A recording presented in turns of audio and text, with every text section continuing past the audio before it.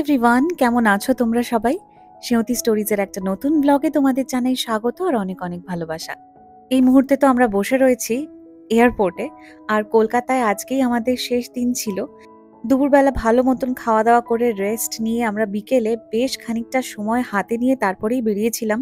আমাদের ফ্লাইটের সময় ঠিক রাত 9:30, তবে আমরা হাতে বেশ খানিকটা সময় নিয়ে বেরিয়েছিলাম কারণ রাস্তায় ভালোই জ্যাম ছিল, অফিস টাইম ছিল, সেই জন্য ঠিকঠাক মতন যাতে সময় নিয়ে পৌঁছতে পারি সেই ব্যবস্থাই আমরা করেছিলাম। কোথাও ঘুরতে যাওয়ার ক্ষেত্রে সৌরভের কাছেই সমস্ত রকমের ইনফরমেশন থাকে, সেই জন্য আমাকে আর কোনো দিকেই সেভাবে নজর দিতে হয় না। যখন ছোট ছিলাম সেই সময়টায় সম্পূর্ণ রকমভাবে ইনফরমেশন, বাজেট, এই সব দিকেই বাবার নজর থাকতো। একেবারে নির্ঝঞ্ঝাট ঘুরে আসতে পারতাম। এখন খানিকটা সেই দিকেই শিফট করে গেছে, পুরোটাই সৌরভের দিকেই চলে গেছে। সৌরভ যেরম ভাবে প্ল্যান করে সেই অনুযায়ী আমি প্রসিড করি। তবে হ্যাঁ, মেন্টালি, মরালি, ফিজিক্যালি সাপোর্ট দেওয়ার চেষ্টা করি যাতে সব জিনিসটা আমরা ভালো মতন দেখে আসতে পারি বা ঘুরতে যেতে পারি। আমাদের বোর্ডিং কমপ্লিট হয়ে গেছে আর মন মেজাজ একদমই এর আগে অব্দিও ভালো ছিল না, এখনো ভালো নেই। তার মধ্যে এত কান্নাকাটি করেছি যে আমার আবার একটু সর্দি লাগার ধাত রয়েছে, সেই জন্য অলরেডি আমার হাঁচি তো শুরু হয়ে গেছে। এখন কিছুটা বাইরে দেখবো, তারপরে আবার আমি ওই চাদর মুড়ি দিয়ে একটু ঘুমানোর চেষ্টা করব, তাতে যদি আমার ওই হাঁচি হাঁচি বিষয়টা খানিকটা হলেও কমে যায়। দেশের বাইরে যাওয়ার মুহূর্তটায় এই যে এই আলোগুলো দেখতে পাই, এই সময়টায় বারবার খালি মনে হয় কোনো একদিকে কি আমি আমার নিজের বাড়িটাও স্পট করতে পারছি? কে জানে, হয়তো হতেও পারে। না, আর মন খারাপ করলে চলবে না, বরঞ্চ সামনের দিকে তাকিয়ে এগিয়ে যেতে হবে।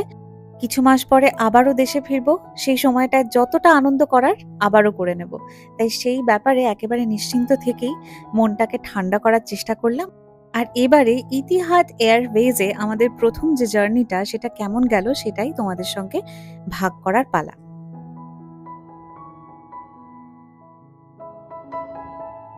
সৌরভ আর আমি দুজনেই প্রথমবার ইতিহাদ এয়ারওয়েজে উঠেছি। আমরা কলকাতা থেকে ট্রাভেল করছি আবুধাবি, এবং তারপরে আবুধাবি থেকে আমরা গ্রিসের উদ্দেশ্যে বা এথেন্সের দিকে রওনা দেব। তো প্রথমেই যেটা বলার, যে আমরা সবসময়তে কলকাতা থেকে দুবাই হয়ে তারপরেই ইসরায়েলে ব্যাক করি। আমরা সবসময়তে ফ্লাই দুবাইতেই গেছি, এবং সেখানকার সার্ভিস একদমই বলার মতন নয়, এক্সপিরিয়েন্স খুব একটা আমাদের ভালো নয়। তবে ইতিহাদ এয়ারওয়েজের মানে উঠের থেকে যা সার্ভিস আমরা পাচ্ছি সেটা আলাদাই। বিশেষ করে রাতের বেলার যে ডিনারটা সার্ভ করা হয়েছে সেটা একেবারে অন্যরকম একটা সারপ্রাইজ বহন করছে, কারণ আমি প্রথম যে জিনিসটা দেখতে পেলাম সেটা ছিল হচ্ছে আলু কাবলি, এবং যথেষ্ট লিমিটেড স্পাইস দিয়ে কিন্তু জিনিসটা বানানো, মানে খুব একটা যে প্রচন্ড স্পাইসি করে বানানো হয়েছে এমনটা নয়। আর তার সঙ্গে আবার ছোট্ট এক টুকরো লেবুও দিয়ে দিয়েছিল, যেটা দিয়ে তো পুরো জমে গেছিল। এই পাউরুটি আর মাখনটা আমি বাদ দিচ্ছি, কারণ রাত্রিবেলায় আমার এটা খাওয়ার খুব একটা ইচ্ছে নেই, যেহেতু আমার মনে হয় না আমি এটাকে হজম করতে পারবো। সেই জন্য এই পাউরুটি আর মাখনটা বাদে অন্য জিনিসটা যেটা আমি দেখলাম সেটা আমাকে আরো সারপ্রাইজ করে দিয়েছে, কারণ সেটা ছিল চিকেন বিরিয়ানি। আমি ফার্স্টে ভেবেছিলাম যে আমি ভেজ নেব এবং সেখানে হয়তো ভেজ বিরিয়ানি দিত। তবে চিকেন বিরিয়ানিটা নিয়ে আমি সত্যিই কাজের কাজ করেছি, কারণ বিরিয়ানিটা অপূর্ব খেতে ছিল। ছোট ছোট চিকেনের টুকরো দেওয়া ছিল, আর একটা ছোট টুকরো আলুও ছিল, আর সেই সঙ্গে ছিল আধখানা ডিম। মানে কলকাতা বিরিয়ানির মধ্যে যে যে জিনিসগুলো আমরা সাধারণত পেয়ে থাকি, এই যে ডিম, তারপরে আলু, সেই জিনিসগুলো সবটাই দেওয়া হয়েছিল এই ছোট্ট বক্সটার মধ্যে।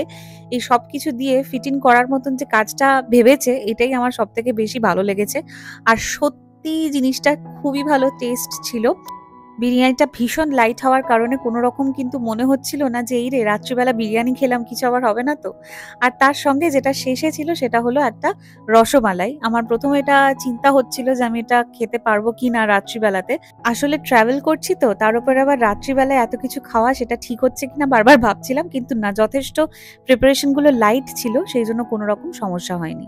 আর দেখতে দেখতে আমরা পৌঁছে গেছিলাম হলো আবুধাবিতে। রাত্রিবেলায় পৌঁছানোর সাথে সাথে এয়ারপোর্টের ব্যস্ততাটাও অনুভব করছিলাম।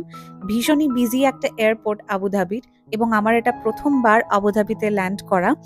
চোখে ঘুম আর শরীরে ক্লান্তি থাকলেও এত সুন্দর একটা এয়ারপোর্ট দেখার পরে খুব কি আর বসে থাকতে ইচ্ছে করে বা রেস্ট করতে ইচ্ছে করে? একেবারেই করে না।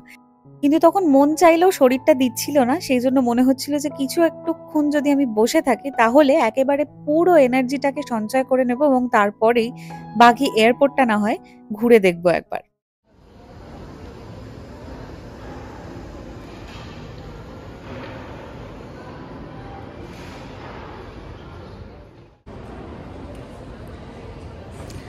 ধরাধামে আসিয়া পড়িয়াছেন ধর্মাবতার। আপাতত আবিধাবি। অনেকদিন বাদে ভিডিওতে। কেমন আছো? ভালোই আছি। আমিও ভালোই ছিলাম, কিন্তু প্রচন্ড হাঁচি হচ্ছিল ফ্লাইটে। মানে সাংঘাতিক একটা ঠান্ডা পরিবেশ হয়ে গেছিলো, তো নাক টাক শুকিয়ে প্রচুর হাঁচি হচ্ছিল। যাই হোক, এখন ঠিক আছে। ওয়েদারটা এরকম হলেই আমার ঠিক থাকে, কোনো অসুবিধা হয় না। আমরা এখন আবুধাবিতে রয়েছি, আর এখন বাজে হচ্ছে সময় 2:10 এখানকার টাইম অনুযায়ী। আর আমাদের দেশে এখন বোধহয় 3:15 মতো বাজে, দেখলাম 3:20 এরকম হবে। আমাদের নেক্সট ফ্লাইট টুয়ার্ডস গ্রিস বা এথেন্স, সেটা হচ্ছে সকাল 8টাতে, মানে আবুধাবির টাইম অনুযায়ী সকাল 8টাতে। এখন অনেক সময় রয়েছে হাতে, আর এই জায়গাটা ঘুরে দেখার মতন তো প্রচুর টাইম রয়েছে। আপাতত একটুখানি বসে জিরোই, তারপরে আরও এক্সপ্লোর করা বাকি আছে। তুমি কি এক্সাইটেড? অবশ্যই। আমিও খুব excited, a little bit exhausted, সেটা তো হয়, একটু জার্নির ব্যাপার, ওটা কেটে যাবে। যাই হোক, আপাতত একটু বসি, লোকজন দেখি, এয়ারপোর্টটাই দেখার মতন ব্যাপার। তারপরে যখন মানে এক্সপ্লোর করব, তখন একটু একটু করে তোমাদের সাথেও শেয়ার করব। এখন প্রায় সকাল 6টা বাজছে, আর এখন মনে হলো আমাদের একটু কফি খাওয়া দরকার, কারণ ঠিক আর আধ ঘন্টা পরে গেটটাও অ্যানাউন্স করবে কোন দিকে যেতে হবে। আমাদের ফ্লাইট টাইম রয়েছে ঠিক সকাল 8টা, আর হাতে যেহেতু সময় রয়েছে এখনো বেশ খানিকটা, সেই জন্য ভাবলাম যে কফি না হয় একটু খাওয়া যাক। তার সঙ্গে সৌরভের আবার শুধু কফিতে হয় না, সেই জন্য একটা মাফিনও কিনে এনেছে। তবে একটাই এনেছে, ভালো কাজ করেছে, কারণ দুটো খাওয়া এই মুহূর্তে সত্যিই আমাদের দুজনের পক্ষে সম্ভব হতো না। কফিটা খাওয়ার পরে ভাবলাম এয়ারপোর্টটা একটু তোমাদের ঘুরে দেখাই। আমি খুব একটা ডিউটি ফ্রি চত্বর ঘোরা অথবা এয়ারপোর্টের বিভিন্ন দোকানের দিকে একবার করে পৌঁছে যাওয়া আর দেখা, এইটা খুব একটা আমার দ্বারা করা হয় না, কারণ আমি সেইটা পারি না করতে। তবে যেহেতু সকালবেলাতে নামার সাথে সাথে, মানে একে তো একটা মন খারাপ নিয়ে কলকাতা থেকে রওনা দিয়েছি, তারপরে আবার ঘুরতে যাচ্ছি একটা নতুন জায়গাতে, তার মাঝামাঝি এরকম একটা এয়ারপোর্ট দেখার পরে মনে হলো যে না, একটুখানি না হয় পায়ে হেঁটে দেখেই আসি, আর সেই সঙ্গে তোমাদের সাথেও শেয়ার করি যে কত সুন্দর করে একটা এয়ারপোর্ট সাজিয়ে তোলা হয়েছে, এবং বিভিন্ন দোকানের ছড়াছড়ি, একটার পর একটা লাক্সারিয়াস ব্র্যান্ডের সমস্ত দোকান রয়েছে। সেটা পারফিউম হতে পারে, অথবা সেটা খাবারের জিনিসও হতে পারে, চকলেট হতে পারে। এই সমস্ত কিছু দিয়েই একটা এয়ারপোর্টকে দারুণ করে সাজিয়ে তোলা। আর ওপরে রয়েছে বিভিন্ন ধরনের ক্যাফে, এছাড়া জামা কাপড়, তারপর ব্যাগের দোকানের তো একেবারে ছড়াছড়ি রয়েছে। আর সেই সঙ্গে অনবরত বিভিন্ন ফ্লাইটের যাত্রীদের পায়ে পায়ে হেঁটে চলাও রয়েছে। আমি এখানটা একা একাই ভিডিও রেকর্ড করছিলাম তখন, কারণ তার আগে সৌরভের অনেকবার চক্কর কাটা হয়ে গেছে, ও বসেছিল। আমি একা একাই একটু ঘুরে ফিরে দেখছিলাম, আর তারপরে দেখলাম যে হ্যাঁ, গেটটা এবার অ্যানাউন্স করেই দিয়েছে।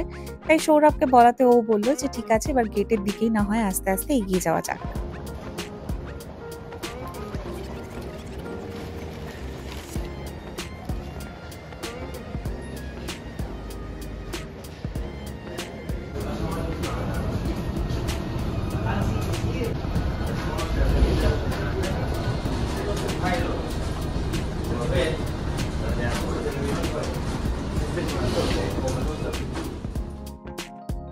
আবারও ইতিহাদ এয়ারওয়েজে উঠে পড়লাম, আর এবারে যেহেতু সকালবেলায় আমাদের জার্নিটা ছিল, সেই জন্য সকালবেলায় ব্রেকফাস্ট দেবে, এটা তো কোয়াইট এক্সপেক্টেড।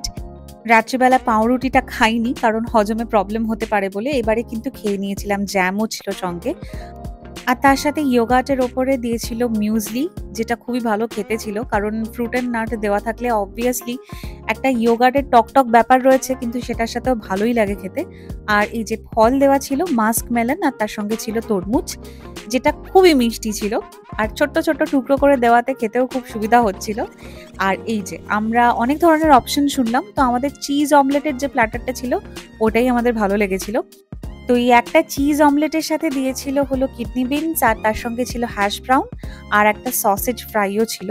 ওভারঅল আজকের ব্রেকফাস্টটা দারুণ পেট ভরা ছিল, এবং খুবই সুস্বাদুও ছিল। শুধুমাত্র পেট ভরা ছিল বললে বলাটা ভুল হবে, কারণ অনেক সময় তো অনেক খাবারই আমরা শুধু পেট ভরতেই খেয়ে থাকি, কিন্তু এত সুন্দর টেস্ট ছিল, আমরা দুজনেই খুব রেলিশ করেই খাচ্ছিলাম। আস্তে আস্তে ছোট ছোট করে বাইট নিয়ে আমরা এই ব্রেকফাস্টটাকে শেষ করলাম। এই ফ্লাইটটায় দুটো স্টপ ছিল, মানে প্রথমে আবুধাবি থেকে এই ফ্লাইটটি যাচ্ছে সান্তোরিনিতে, এবং সান্তোরিনি থেকে তারপরে আবার যাওয়া হবে এথেন্সে, যেটা প্রায় 40 মিনিট মতন সময় লাগবে। তো আমরা যেহেতু একেবারে এথেন্সেই নামবো, সেই জন্য আমাদের পুরো জার্নিটায় থাকতে হবে।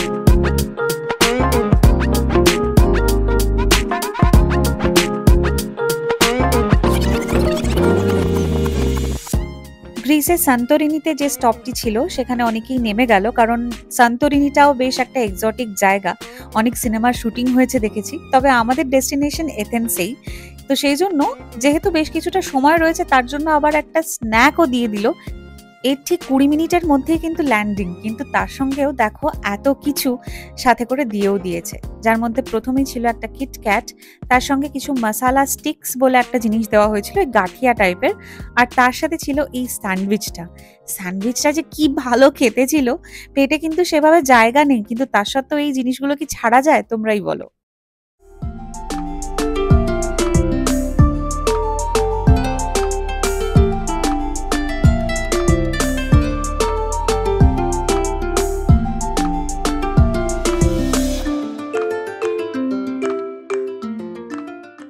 আমরা গ্রিসে পৌঁছেছি দুপুরবেলা হবে তখন আমরা গ্রিসে পৌঁছেছি, এবং হোটেলটা খুবই সুন্দর।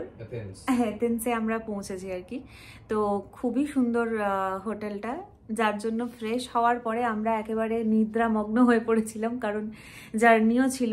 তো করে টোরে আসার পরে তারপরে আর আমরা মানে তখন আর বেরোবো বা কোথাও যাব সেরকম ভাবনা চিন্তা। আর আজকে তো জাস্ট প্রথম দিন, তো একটু স্লোলি আমরা এগোচ্ছি। আজকে আমরা জাস্ট খেতে যাচ্ছি রাত্রিবেলায়, তো সেই জন্য ভাবলাম এইটুকুও না হয় এখান থেকেই শুরু করা যাক গ্রিসের ব্লগগুলো। তো সবাইকে স্বাগত আমার এই গ্রিসের সিরিজে, কারণ এখন তো পরপর আসবে ব্লগস। আমরা বর্তমানে এথেন্সেই রয়েছি, তো এখানে যেখানে যেখানে আমরা যাব, যেটাই এক্সপ্লোর করব, চেষ্টা করব সেটা ভিডিওর মাধ্যমে সুন্দর করে তুলে ধরার। কতটা পারবো জানি না, তাহলেও আমি চেষ্টা করব অবশ্যই, যাতে তোমাদেরও একটা ভার্চুয়াল ট্যুর আমি দিতে পারি। আর এখন আপাতত খেতে যাচ্ছি, 8:30 বেজে গেছে। এখানে মোটামুটি 8 ঘন্টা আগেই দেখলাম যে সূর্যাস্ত হচ্ছে, তো ঠিকই আছে, বেরোলে বোঝা যাবে বাকি মানে অ্যাটমসফিয়ার রাস্তাঘাটে। তাই আর কথা বাড়াবো না, একেবারে বাইরে গিয়ে তারপরে তোমাদের সঙ্গে চেষ্টা করব ছোট ছোট করে যা যা আর কি দেখবো সেটাই শেয়ার করার।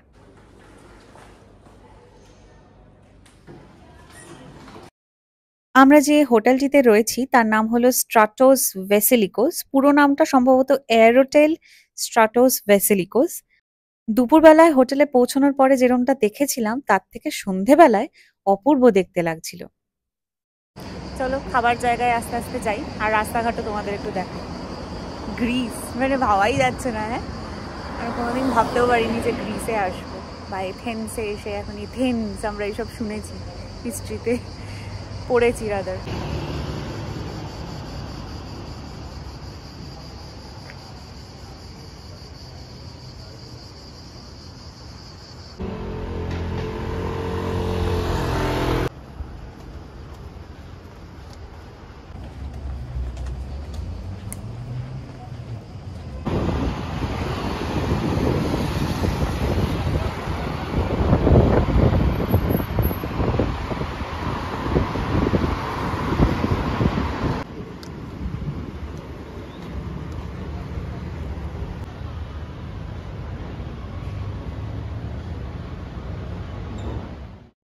গুগলে রেটিং দেখে নিয়ে আমরা চলে এলাম জোনাস বলে একটি রেস্টুরেন্টে, এবং সেটা খুব একটা দূরে ছিল না আমাদের হোটেলের থেকে।